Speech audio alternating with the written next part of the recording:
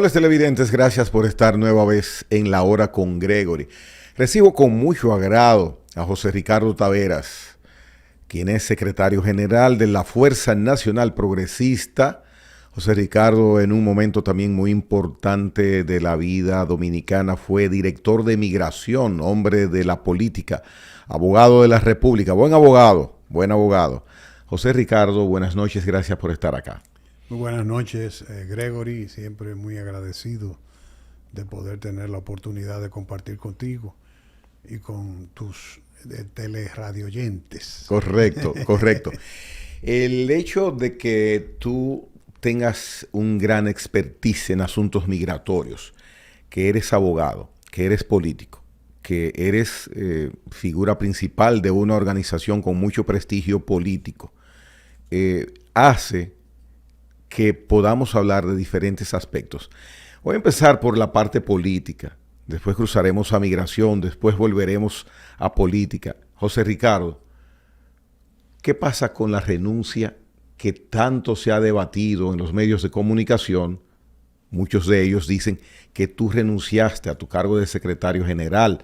A mí me consta, porque lo he leído de parte de los hermanos Castillo Semán, tú mismo has escrito sobre eso, que tal renuncia no es renuncia, no hay renuncia. Sin embargo, los amigos comunicadores que nos reunimos, muchos de ellos me dicen, no, José Ricardo renunció. ¿Qué hay con eso? Bueno, mira, al igual que en todos los partidos políticos, entre nosotros hay diferencias también.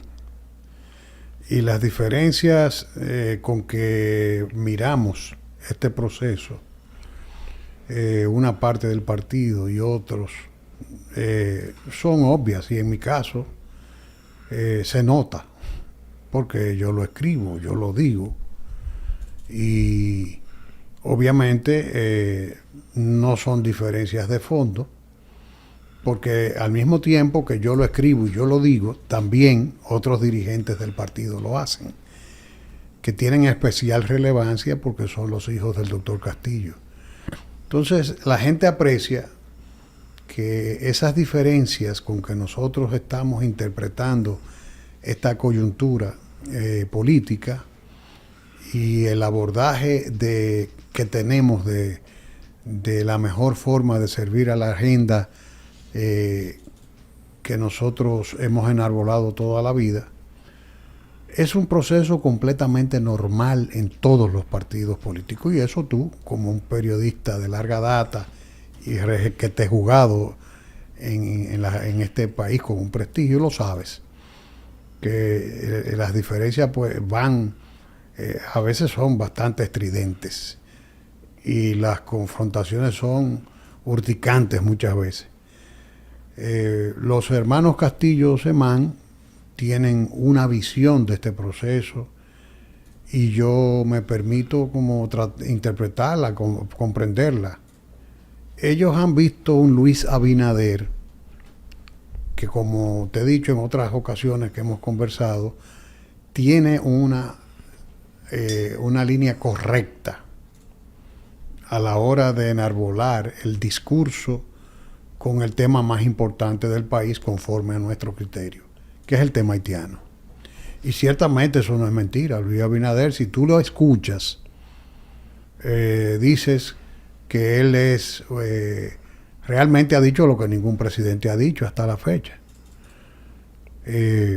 Y obviamente hay una visión de una parte del partido en la que nosotros estamos unidos estructuralmente en cuanto a la fortaleza de nuestra agenda. Pero esa visión de que tomarle la palabra al presidente y darle la oportunidad del apoyo, en el sentido de que de algún modo el presidente tendrá que hacer que el gobierno convierta en acciones de gobernanza, en acciones propias del gobierno, lo que está diciendo. Yo creo que eso tiene sentido y yo creo que ellos están en ese compás de espera. Bueno, usted ha dicho lo correcto, ahora vamos a trabajarlo. En esa línea se inscribe que el partido haya sido coherente con su llamado a que hagamos una agenda nacional, un encuentro, un acuerdo de nación para establecer una doctrina nacional respecto a la problemática haitiana. Y el acto que se realizó hace un mes en Palacio, que asistieron muchos partidos políticos para llegar a un acuerdo con el tema de Haití, ¿no califica dentro de ese requerimiento que planteas? Pero ahí vamos, yo te estoy hablando de la oportunidad porque mucha gente no entiende que dirigentes de mi partido están en esa línea. Y eso es algo que nosotros siempre hemos planteado. Y obviamente el presidente, yo creo que un poco tarde, yo nunca he creído en ese diálogo porque tiene una crisis de credibilidad por una incoherencia del gobierno. Sin embargo, Pelegrín, por ejemplo, sí quiso apostar a ese diálogo. Es un diálogo inconducente porque realmente las fuerzas políticas y sociales que están llamadas a cristalizar la posibilidad de la viabilización de ese diálogo no estaban ahí. ¿Cuáles son? ¿Los dos partidos principales? Del pueblo, claro, los partidos que tienen representación Fuerza del Pueblo y Partido de la Liberación Dominicana, correcto. Porque las políticas del Estado normalmente se pueden fijar mediante leyes. La administración puede hacer muchas cosas. Entonces se está politizando ese tema, José Ricardo. Mira, el tema que tiene que ver con Haití. Déjame plantearte, porque lo primero que debo explicar por qué mis compañeros están ahí. Correcto, ok. Y a mí se me invitó a participar y yo se lo dije clarito, Pelegrín, yo no creo en eso. Porque sencillamente el presidente no es coherente. Ahora, yo tengo que apoyar que se haga porque nosotros siempre hemos planteado que se haga. Mi vaticinio es que eso no va a llegar a ningún lugar. Pero no puedo dejar de reconocer que la presencia de Pelegrín ahí, por ejemplo, facilitó que ese documento se hiciera de un modo tal que pudiera en algún momento en que no exista el ambiente electoral concitar el apoyo de los demás partidos. Número uno. Número dos, también permitió que la experticia que nosotros tenemos en el manejo del tema permitió la inclusión, porque el gobierno está invadido de enemigos del interés del país. No concitó el apoyo. ¿Por qué no lo concita? Por el contexto en que el presidente empieza a preocuparse por el tema haitiano. Más allá de la palabra. El contexto es definitivamente electoral. Entonces te pongo ese ejemplo para que tú comprendas que en un partido es normal que hayan diferencias de ese tipo. Entonces yo apoyo que Pelegrín estuviera ahí. Creo que se ha derivado una utilidad de su experiencia con el manejo del tema. Pero yo no significa que yo rehuya de la línea histórica del apoyo al diálogo. Lo que yo no creo en su viabilidad, porque yo no siento que haya una sinceridad de parte del gobierno. ¿Tiene capacidad del gobierno para manejar el tema? El gobierno no tiene autoridad moral. No tiene autoridad moral por una razón muy elemental. Y yo acepto que mis hermanos le digan, bueno, le vamos a tomar la palabra, presidente. Tú puedes apostar que mañana Abinader se pone llega a niveles en que ya no debe llegar. Y tú puedes apostar que la familia Castillo Semán le da la espalda, pero él es el presidente mientras tanto. Ellos están tomándole la palabra. Ahora, ¿qué pasa? Yo no he preferido no creer en eso, porque yo no puedo ver un presidente que es el que designa, gobernando con el canciller, con el director del Instituto Nacional de Migración, con el ministro de Economía, Planificación y Desarrollo. Es una posición súper clave, porque a través de esa posición es que se aprueba el código SNIF de todas las contribuciones que llegan al país a favor de las ONGs para torpedear el propio Estado dominicano. ¿Por qué tú crees que lo tienen ahí? Entonces, cuando tú tienes un canciller que te va al Congreso y todavía sigue resintiendo la sentencia 168.13, el presidente de la República no me puede decir a mí que está ajeno a esa actitud y que es incontrolable esa actitud, porque está ley de un decreto. Entonces yo comprendo, acepto la visión de una parte de los dirigentes del partido, pero discretamente también mantengo mi distancia. Porque si tú quieres en algún momento hacer una comunión de agenda conmigo, tú tienes que ponerte en el mismo dial. Porque ¿cómo es que estamos juntos y revueltos? Las vías contrapuestas. No, eso no es posible. Entonces, yo te pongo ese ejemplo para que tú entiendas que algunas veces en política tú tienes que dar la oportunidad. Yo estoy explicando las razones por las cuales existen algunas diferencias que son matices. Correcto. Si tú te pones a mirarlo. Entonces, yo en ese sentido, si tú aquí mismo contigo, yo vine y te dije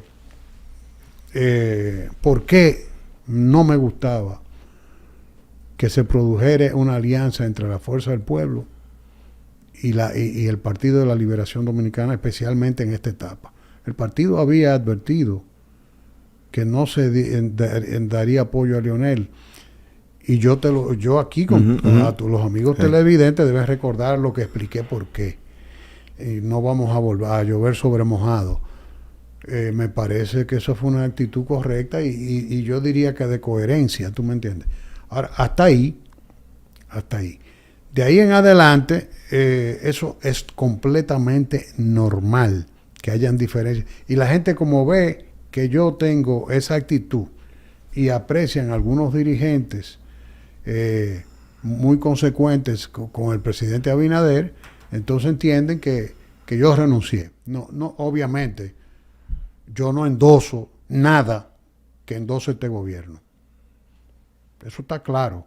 No lo endoso. Básicamente por el manejo al tema haitiano, ¿correcto? No endoso nada. No, pero no solo por el manejo del tema haitiano. Oh, ya. No solo por eso. Es por muchísimas razones. Ahí me parece que la incoherencia del gobierno ya no es incoherencia, eso es una hipocresía. A mí lo que me parece es que, en definitiva, pero eso soy yo en términos personales, que me reservo ese derecho político, tú ves. Entonces, a mí lo que me parece es que este gobierno no es solamente en eso que está metiendo la pata. El tema económico lo estoy mirando con mucha preocupación. Por ejemplo, ahora mismo hay un proceso inflacionario. Yo invito a la gente que lean los economistas, que están haciendo alertas. Lo que pasa es que los economistas están ahí larvados y dicen las cosas y la gente ni lo oye, porque eso no es morboso. Entonces, los economistas están dando alerta. ¿Tú sabes cuál fue el gobierno de más baja inversión pública que ha tenido la historia de la República del año 66 a la fecha? El de Salvador Jorge Blanco. Espérate, salvo ¿verdad? Pero ya está por debajo del de Salvador. Están diciendo que están haciendo maravillas. Mira, está por debajo. Pero encima de eso, tú dices, estamos en un proceso inflacionario que está impactando la economía del mundo.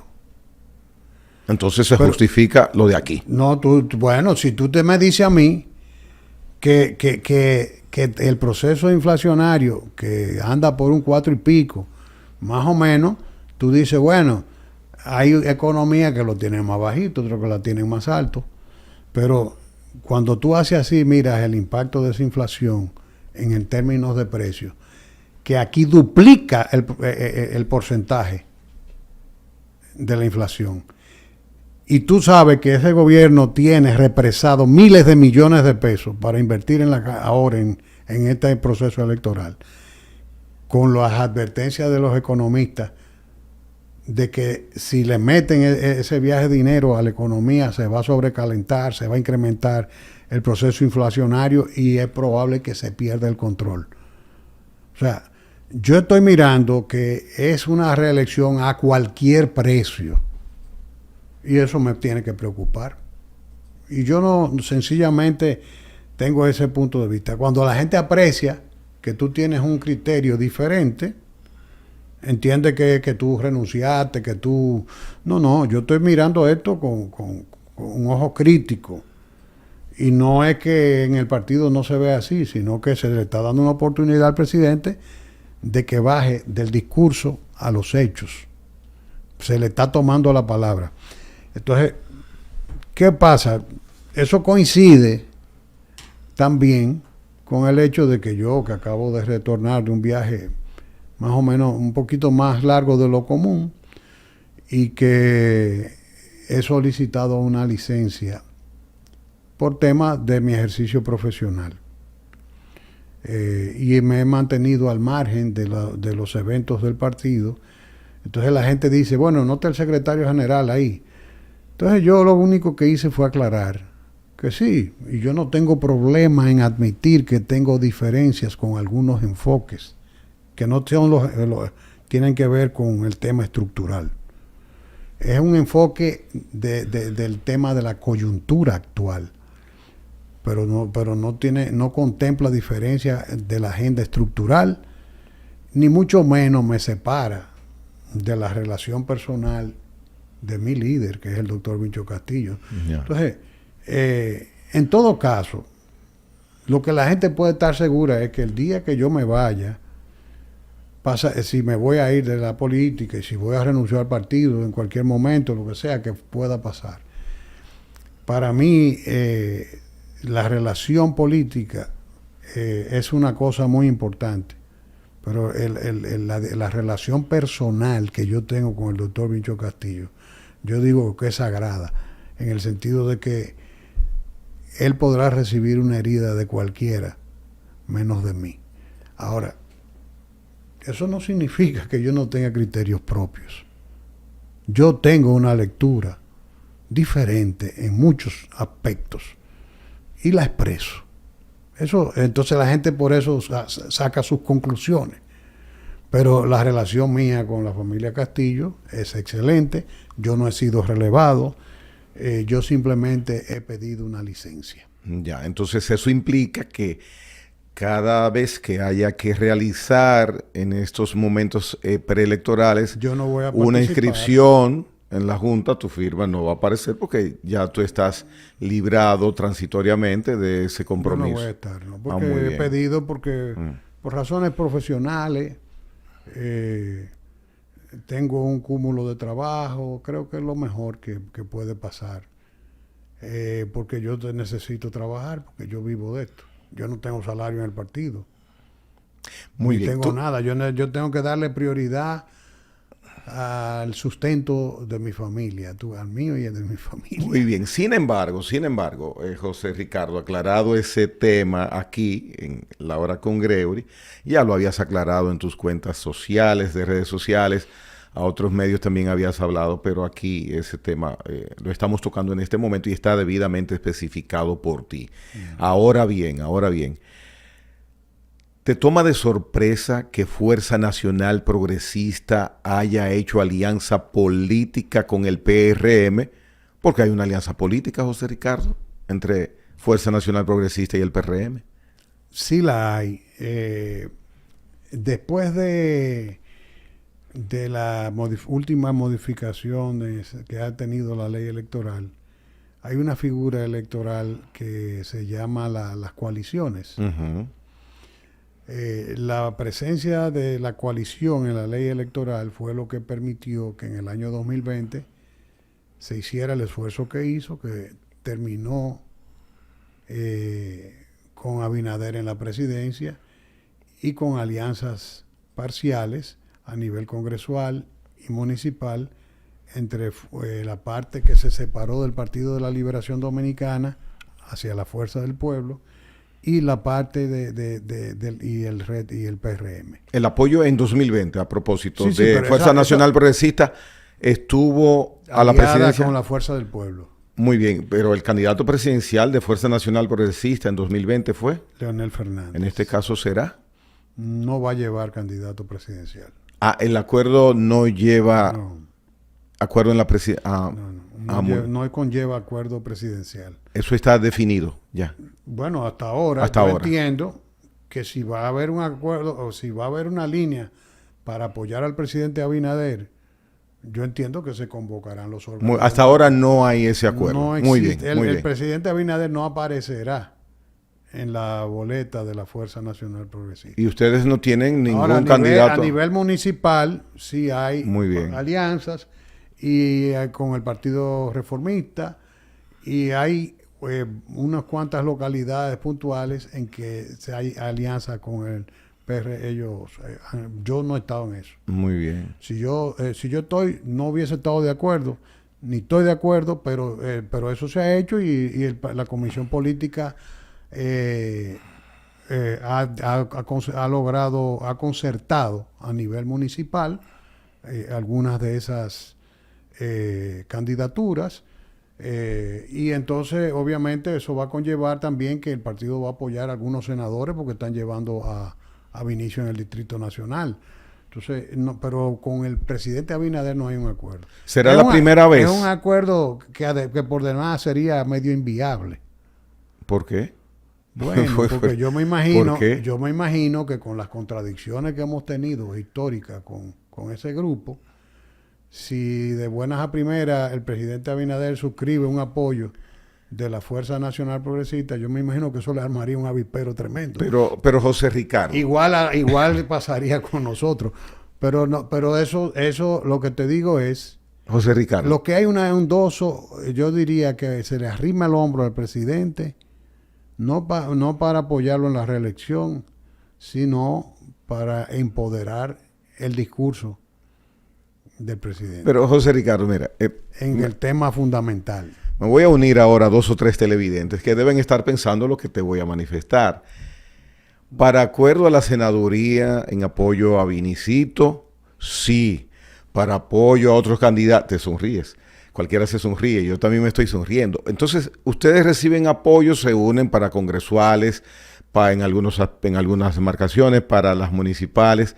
Entonces, existe el prurito político de que no, en la presidencial no. Ya hay una situación de hecho, eso no conllevaría a José Ricardo, porque yo he sido y respetando, pero como ustedes han sido tan específicos siempre, pero ya no haría ninguna diferencia que apoyen en la presidencia a Abinader. Yo he sido honesto en esta entrevista, porque primero que nada lo he sido con la dirección de mi propio partido. Pero es que tú eres Fuerza Nacional Progresista. Sí, pero está bien, pero yo estoy en licencia. Ya. Yo estoy en licencia, acuérdate. Yo no he participado de esas negociaciones porque yo estoy en licencia. Si hubiese participado, hubiese expresado mi oposición. Sin embargo, las instituciones no funcionan con la voluntad de una persona, de nadie. Muy bien. O sea, si la mayoría entendió que la dirección política entiende que eso es correcto, por ejemplo, a mí me hubiese preferido, yo apoyo, no vamos a apoyar a Leonel en las elecciones porque por la alianza RD, ¿verdad? Rescate RD. Porque eso implica, vamos a decir, un acompañamiento de un grupo que ustedes siempre han estado... Que nos golpeó. Correcto. Yo no tengo diferencias personales con nadie. Ese grupo nos golpeó y golpeó el país. Entonces, hasta ahí yo lo entiendo, porque en cierta medida hay un tema de coherencia. Porque el doctor Castillo ya se le había negado a Balaguer. Sí, que le entregó por escrito el Partido Reformista, porque en la práctica lo que estaba diciéndole, ven y dime qué es lo que tú quieres ser. Cógelo tú, lo que sea, porque tú te fajaste en el momento que todos huían. Vincho declinó. Y declinó porque habían sectores del Partido Reformista y tú sabes qué era lo que estaba haciendo Balaguer, ungiéndolo como heredero en ese momento. Ahora, sí, porque a nadie le había presentado la posibilidad de tener... Sí. Y por escrito. Primera vez que Fuerza Nacional Progresista no llevará candidato presidencial en su boleta. No, nosotros tuvimos, no recuerdo si fue en el 90 que nos abstuvimos. Hubo una abstención. Pero en lo presidencial solamente. No, general. General. Porque el partido puede abstenerse. Lo que no puede abstenerse 2 veces continuamente. Ya, entonces, si se abstiene en un periodo, en este caso, tú ves, yo eso lo comprendo y lo defiendo. Y yo creo que todo el mundo lo comprendería sabiendo cómo es de correcto el doctor Castillo. Hasta ahí yo he apoyado eso. Ahora, pero después la dirección del partido ha entendido que puede llegar a esos acuerdos que se están llegando. Se supone que hay concesiones satisfactorias que permitirían que el partido en algunos escenarios pueda jugar su papel, pero como yo estoy de licencia, yo no he formado parte de eso y no voy a entrar en un juicio de valor sobre lo que han hecho mis compañeros. Yo me limito a decir simplemente que no puedo ponerle entusiasmo a eso, porque de yo haber participado de esa deliberación, te hubiera supuesto y pierdo. Y hubiese perdido y el partido tenía que hacer lo que la mayoría decidiera. De manera institucional. Entonces, yo soy un perdedor. Vamos a hacer una pausa con José Ricardo Taveras, que hemos utilizado esta primera parte de La Hora con Gregory para hablar sobre su no renuncia, sino su puesta en... ¿Cuál es el término? Mi licencia. Su licencia. Ahora habla más conmigo yo estoy dando una explicación y explicándome y con mucha sinceridad. Muy cierto. Ya lo dije internamente, lo estoy explicando con transparencia, y en todos los partidos eso es normal. Y surge. Bien, eso lo ha planteado ya este aspecto de su licencia como secretario general de Fuerza Nacional Progresista, José Ricardo Taveras. Con él regresamos después de la pausa para tocar otros temas importantísimos.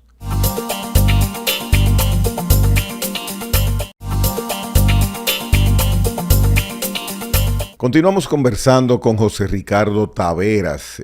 Antes quiero recordarles que esta y otras entrevistas, otros conversatorios de La Hora con Gregory, usted los encuentra fácilmente accediendo a YouTube. Nuestro canal, La Hora con Gregory RD. Aproveche también y suscríbase al canal en la campanita, La Hora con Gregory RD. José Ricardo, hay un aspecto que es interesante poder tocar contigo. Miro algunas veces en las carreteras, yo viajo mucho al este en asuntos de trabajo, y constantemente me encuentro con las denominadas camionas, que verdaderamente es triste que un vehículo de esos, que está forrado de metal, de hojalata, para que el televidente entienda, sean introducidos 80, 100 personas, y yo imagino, porque las veo siempre al caer la tarde o en horas de la noche, camino a Haití o camino a la frontera, ese vehículo lleno de seres humanos, con una temperatura no sé de cuántos grados en esas condiciones. No sé por qué el gobierno dominicano en esas condiciones transporta ilegales del otro país, ilegales haitianos. Por esas condiciones, esa parte yo no la apruebo, no me agrada, me duele, porque verdaderamente es prácticamente una tortura. Yo imagino que a mí me entra en un vehículo de esos con el sol candente por 10 minutos. A cualquiera le da un infarto. No sé por qué no hay otras condiciones de transportar o en otro tipo de vehículos a esas personas. En este caso, hago ese pequeño preámbulo para tocarte el tema de migración. Fuiste director de migración. ¿No hay un método que se le dé seguimiento para que la migración, en este caso haitiana, en el país, sea incontrolada? Mira, lo primero es, déjame aclararte que esas unidades que tú miras, A mí no me agradan tampoco nada. No creo que al mismo director de migración probablemente no le agraden tampoco. Que ojalá se pudieran comprar autobuses cárceles que los preparan. Vienen preparados con un nivel de seguridad para evitar el vandalismo, porque etcétera. Pero esas unidades son unidades operativas que se usan para fines de recolección, de soporte de las unidades que andan haciendo interdicción migratoria. Esas unidades no van para la frontera. Esas unidades van a un centro de retención. Entonces, en el centro de retención, esos ciudadanos, si van en la tarde, por ejemplo, duermen ahí, se cenan ahí, desayunan ahí, y se hace un proceso, porque hay un protocolo suscrito con Haití de que se le notifica a la embajada haitiana el listado de las personas que van a ser deportadas. Entonces, una vez se hace ese proceso, se le notifica a la embajada haitiana de que esas personas van a llegar, pon tú 2 días después, y hasta donde yo tengo conocimiento, van en autobús. No es un autobús cárcel, son autobuses de esos escolares, porque la migración es una cenicienta. Nunca se le ha dado los recursos que necesita. Ojalá que los recojan con guantes blancos pero también hay un tema que hay que comprender. Aquí ocurre así, pero en Bahamas los recogen y los meten en jaula, y en Estados Unidos lo paran en el borde fronterizo con una caballería a fuetazos. Tú viste esa foto, ¿verdad que sí? Entonces, no estamos en el estadio ideal. No estamos porque todavía, yo cuando trabajé en migración, quería en una ocasión hasta convoqué una licitación para un autobús cárcel. Pero después que veo cómo es que está todo eso en el mercado, digo, para tú tener 20 autobuses de eso, es una fortuna. Entonces, migración no tiene los recursos. El presupuesto asignado no lo permite. Por lo contrario, en este gobierno se lo han bajado. ¿A migración? Sí, hombre. Y creo que bastante actividad han estado teniendo. No sé si se lo han incrementado últimamente para el nivel de presupuesto que manejan. Entonces, el tema es, de ahí vamos al núcleo de tu pregunta fundamental. ¿Qué hacer? ¿Qué podemos hacer? El problema es que mucha gente aquí entiende que deportar es la solución. Y yo diría que aquí hay que hacer el diseño de una política muy integral, de mediano y largo plazo, porque el problema que nosotros tenemos no se va a resolver en 24 horas. Ni deportando. No, es que deportar, aquí te voy a decir algo. Entre todas las funciones vinculadas a la problemática haitiana en el gobierno, la única que ha sido servida por gente que no es del enclave de ONGs y de sirvientes de los intereses corporativos e internacionales que nos quieren yo quiero decir una palabra, pero es muy grosera, no la voy a decir. Quieren instrumentalizar el país como un mecanismo, un espacio de compensación de las crisis haitianas, de amortiguamiento. Yeah. Entonces, esos sirvientes son los líderes del gobierno, comenzando por el canciller, el ministro de Economía, pero en migración, por ejemplo, han servido dominicanos que han hecho su trabajo. Ahora, ¿de qué ha servido? Porque migración está demostrando que está deportando y que está trabajando. El problema es que cuando llegan a la frontera hay una puerta giratoria. Como la que hay en los hoteles. Pero es que yo fui director de migración y yo sé. Del otro lado hay ONGs que los acogen, los ayudan y después lo ayudan y hasta le financian el retorno con los peajes y demás.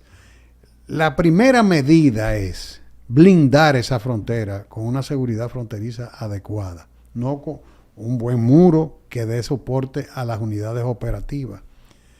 Que tú tengas, por ejemplo, una redefinición de los puntos de control fronterizo, de los cruces, donde tú generes un espacio, un área estéril bastante amplia que permita hacer un control de personas, de vehículos y de mercancía sin que interfiera la comunidad en el mismo medio. Se puede lograr. Sacar los militares del control migratorio fronterizo.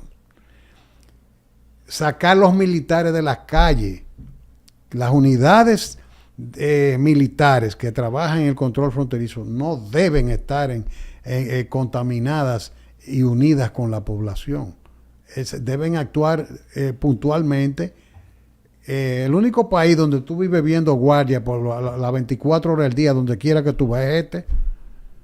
Pero en todos los países donde las Fuerzas Armadas juegan el rol que deben jugar, es raro encontrarte con un militar, porque los militares hacen su trabajo de una manera y se permanecen en los cuarteles, y de los cuarteles salen a operar. Entonces, cuando tú tienes el CEFRON y el ejército mezclado con la población civil y negociando con los traficantes y la gente haciendo la denuncia de que tú lo ves en los periódicos a cada momento, cómo los haitianos cuentan cómo lo hicieron y cuánto le costó y en cuáles puntos tuvieron que dar. Eso es una cosa pública que todo el país conoce. Entonces hay que hacer un reforzamiento de la mística de esos soldados.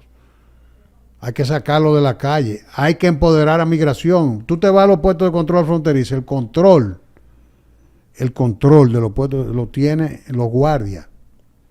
No hay, puede hacerlo personal civil. Entonces el control migratorio debe hacerlo. Debe hacerlo. Esos guardias son lo que son es seguridad. Ellos están ahí. Nunca ha sido así. Nunca ha sido así. Pero tú sabes por qué. ¿Y por qué desde migración no trataste cuando tú viajas? Bueno, pero el problema es que la competencia de la seguridad de la frontera es una competencia constitucional atribuida a las Fuerzas Armadas. Y ellas deben estar ahí, deben jugar su rol.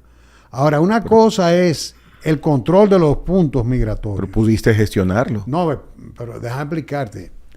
Si tú no creas la infraestructura, cuando tú vas al aeropuerto, tú me vas a entender, esto es sencillo. Uh-huh. Tú llegas al aeropuerto y va tu esposa y tus hijos a despedirte. Y vas a entrar. Tú te despides ahí en un punto donde hay un oficial. Yo no estoy diciendo, saquen los guardias, no. Ahí hay un oficial de seguridad. Que en este país es un militar, en otros países, hay algunos países que lo son, en otros países no. Es personal de seguridad de la propia migración. Entonces tú haces así, ahí tú muestras tu boarding pass y tú pasas a un área estéril donde ya no puede estar nadie que no sea un personal acreditado, depurado, y el personal que te va a hacer el control migratorio. Y de ahí para adelante, ahí no entra cualquiera. Pero vete a un punto de control fronterizo para que tú veas. Es un desorden. Yo traté y le pedí al presidente, lo que pasa es que nunca recibí el apoyo, que por favor trabajáramos. Primero hay que sacar los puntos de control fronterizo de la vorágine de la población. Hay que trabajar ese tema porque por un tema de policial, de seguridad policial. Uh-huh. Porque eso es peligrosísimo. Entonces tú lo sacas a un área donde no haya nada por ahí y tú abres las carreteras para que se creen los accesos. Entonces ellos vienen, cruzan. Yo firmé una resolución de información avanzada de pasajeros por frontera terrestre, que es posible perfectamente. ¿Qué significa información avanzada de pasajeros? Que si tú, la misma que hacen los aviones y los barcos, tú puedes perfectamente. Tú vas a cruzar la frontera terrestre dominicana, tú vas a decir en qué vehículo tú estás, qué número de matrícula, quiénes son los pasajeros que van a ir y todos los datos, lo mismo que tú llenas para salir del país. Y cuando tú llegues ahí, porque eso es necesario, Pero es que el Estado tiene que involucrarse integralmente. Para eso, por ejemplo, yo le pedí apoyo a la Dirección General de Impuesto Interno, no lo llegué a recibir, para enlazar el Registro Nacional de Vehículos con el punto fronterizo. Con la data de migración, o por lo menos un punto de consulta para migración, para que migración pudiera validar cualquier vehículo que cruce por ahí. Porque eso es otro tema, el tráfico. Se roban los vehículos aquí, los llevan para allá y está pasando de todo. Entonces, si tú no haces una reformulación de eso, para comenzar, si tú no creas una mística en los servicios de seguridad, un incentivo adecuado, si no lo saca del control, de la comunión con la población todo el tiempo, eso guardia con la población. Lo que viven es poniéndose en contacto y recibiendo las coimas de los traficantes. Entonces tú tienes que crear, tú no puedes dejar ese modelo que está ahí. El punto número 1 es control de la frontera. Que el Estado Dominicano recupere el control de la frontera. Una vez recuperado el control de la frontera, entonces, concomitantemente con eso, tú tienes que desplegar unidades de migración a poner multas en las empresas. Pero al mismo tiempo tienes que saber que eso tú tienes que hacerlo en un proceso de una gradualidad. Por el tema del porcentaje de contratación. Tú no puedes desmontar la estructura laboral del país en 24 horas. O sea, tú no puedes lograr el 80-20. En 24 horas no lo va a lograr nadie por decreto. Porque es que las realidades sociales desbordan las capacidades de la autoridad. Cuando son de la magnitud del problema que nosotros tenemos. Entonces tú tienes que llegar a un proceso. Primero, tú vas a comprar aquí un vehículo de alta gama, para no mencionar ninguna. Tú te vas a cualquier banco, te lo financian. Y tú vas a comprar un tractor o una maquinaria para recoger arroz o lo que fuera, cualquier producto, que la agricultura está súper tecnificada. Uh-huh. Y la construcción también. Uh-huh. Entonces tú dices, bueno, pues espérate, vamos a hacer un proyecto, en vez de aprobar una ley para exonerar los yates, como hizo este gobierno, entonces tú haces una ley para exonerar tractores, maquinaria de tecnología agrícola, maquinarias de construcción, o sea, tecnificación de la construcción, para que hayan herramientas, financiamientos adecuados, incluso que el Estado invierta para los pequeños productores y coloque equipos en cooperativas, porque obviamente una persona que tiene 500 tareas, 200, 100, 50, no tiene capacidad y además no va a comprar una inversión multimillonaria para recoger maíz, un ejemplo, o arroz en 50 tareas. Y no tiene que, y entonces resulta que eso le puede llevar la vida entera a pagar. Vende el terreno y no lo puede pagar. 50 años de explotación y no tiene con qué pagarlo. Entonces, para los pequeños predios, el Estado tiene que intervenir para comprar equipos que den servicio a pequeños productores a través de un pago para hacer rentable ese servicio y al mismo tiempo que también los pobres puedan tener acceso a la tecnificación de la producción agrícola y la construcción. Ese tipo de cosas te van a ayudar a disminuir la necesidad de la mano de obra. Y a eso tú le metes el inspector de migración metiendo multa. Tú sabes que debe estar alrededor de los 60,000 pesos por cabeza cada multa. Para un empleado. Para un empleado ilegal. ¿Y hay al año alguna multa de ese tipo? ¿Hay alguna multa? Yo creo que la única gestión que puso multa fue la mía. Sí. Y se armó un lío del caray y fue que después vino Danilo y salió con el decreto pues prohibiendo la deportación. Me gustaría, José. El tema es, lo que quiero decirte es, porque yo tengo una visión crítica del empresariado dominicano porque le encantan los mangos bajitos. Pero sin embargo, fíjate que te estoy diciendo, este desmonte no se puede hacer de golpe. Tú tienes que hacerlo de una manera. Por un lado te pellico y por otro te sobo. Te voy a dar financiamiento. Voy a facilitar que tengas acceso a la mecanización de la producción agrícola, de la construcción, etcétera.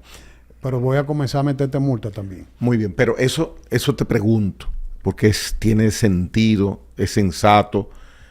Ahora bien, ¿se puede lograr o empezar a hacer eso solamente, es casi una respuesta, solamente con voluntad política? Porque veo que trataste, siendo director de migración, de hacer algunas implementaciones que se entiende estaban dentro de la prerrogativa del director de migración. Claro. No pudiste o no te dejaron. Entonces, la voluntad política es determinante. Es fundamental.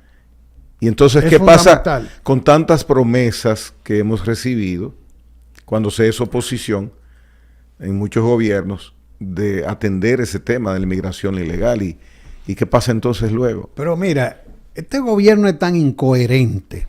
Pero es que eso viene de lejos, no es este gobierno que no, se le puede... No, es que no, pero el problema es que se supone que ahora fue que llegó Papá Dios al gobierno.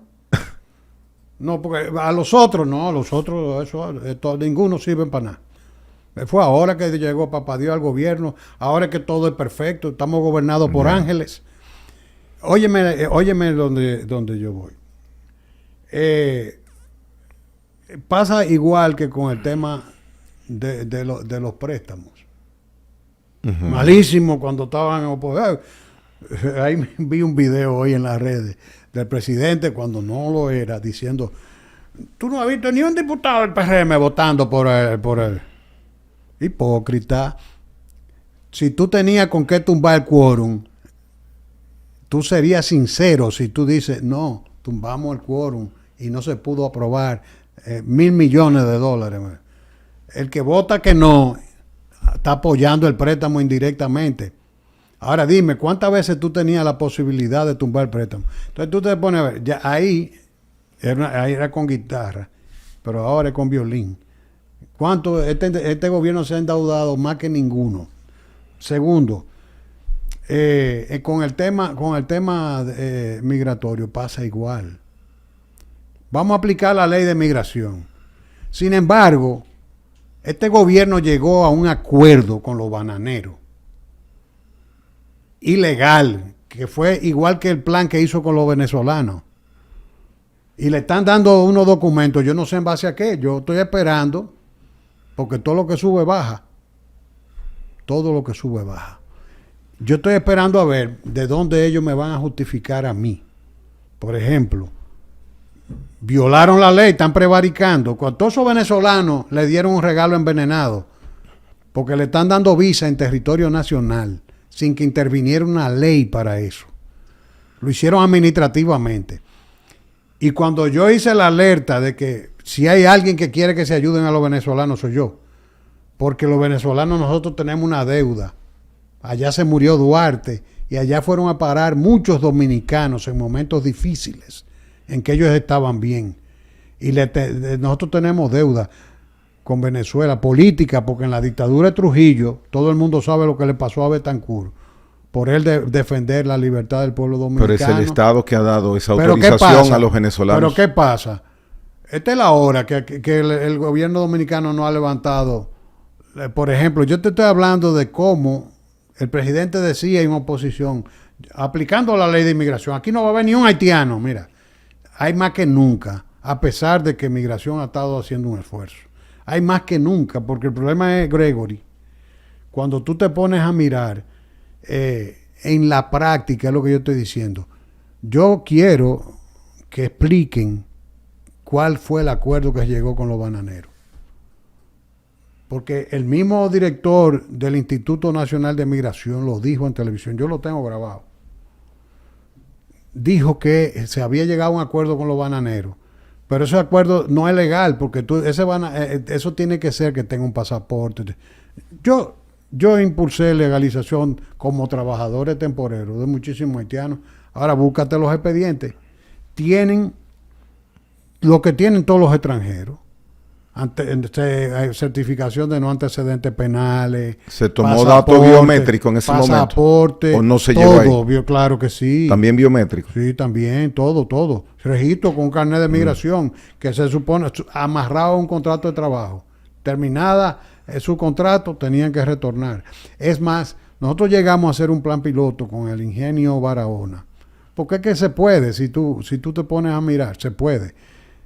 Y Barahona llegó a tener un 96% de sus trabajadores contratados, documentados, porque la mayoría son indocumentados. Entonces, como eran documentados y tenían que pagar la seguridad social igualito que todo el mundo, entonces ahí ellos valían igual que un dominicano. Por eso es que yo digo que este caos discrimina al ciudadano dominicano en su propio país. Porque cuando entonces empieza a pasar eso, entonces Barahona, ¿qué hizo? Bueno, yo tengo que, como son inversionistas extranjeros, no quieren problemas. Ellos tecnificaron mucho, legalizaron sus trabajadores, lo inscribieron, pero ahí tuvimos un impasse. La Seguridad Social no quería recibir el carnet de migración como documento porque querían cédula. Es que no le toca cédula. La ley dice que el documento de un extranjero es el carnet de migración. Y eso fue una guerra. Nunca le dieron el servicio de seguridad social. Entonces, tienen que cobrarle la seguridad social obligatoriamente para que valgan igual que un dominicano, a que desaparecen en 2 minutos los haitianos del mercado.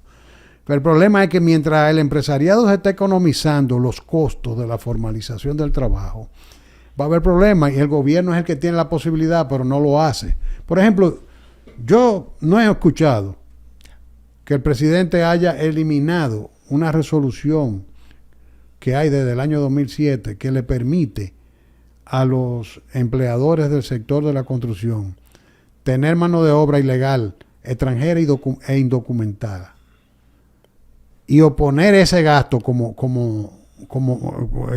para fines de impuestos. Pero el gobierno se puede sacrificar, que le diga a un empleador mira, yo gasté $1 millón de pesos en nómina. ¿Y quién es? Juancito Suzuki y la cédula, no tiene nada. Y ese gasto se lo reportan. Y el gobierno lo está aceptando en la DGI. Ahora, a la hora de pagar la seguridad social, no. Cuando vayan al hospital, entonces el gobierno tiene que pagarle los estudios a ese ciudadano. ¿Me doy a entender? Claro que sí. José Ricardo, interesantísimo. Estoy seguro que el televidente ha apreciado en su justo valor esos conocimientos que tienes. Lamento que no continúes siendo director de migración, pero quién sabe después. No, aquí lo que hace falta no es un buen director de migración. ¿Qué falta? Yo me arrepiento, agradezco mucho al presidente Fernández la distinción que me hizo, que fue el que me llamó. ¿Y qué es lo que falta? Lo que aquí hace falta es un presidente que se sienta a ser director de migración, ministro de Fuerza Armada, ministro de la... y que ponga esos equipos de funcionarios o articule un gabinete para el manejo de este problema. Con empoderamiento político, porque el día que el presidente le diga a los jefes de Estado Mayor, especialmente en el Ejército y al ministro de la Fuerza Armada, si yo veo un video subido de un haitiano cruzando esa frontera, yo voy a estar buscando un ministro y un jefe de Estado Mayor hasta que eso se pare.